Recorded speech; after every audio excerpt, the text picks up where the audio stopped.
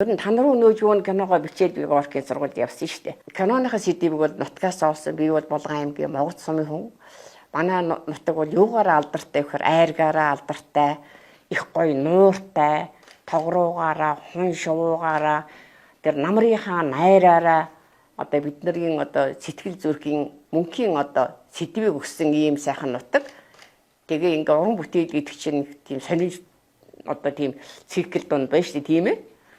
Тэр нутгийнхаа хөгжин зориулаад тэр сайхан малын эмч залуу мотоциклоос тэнгэрийн оронд яваад ээж нь санаад хүүхэд өргөж явъя гэдэг намтар түүхийг сонсоод тэр киног бичсэн.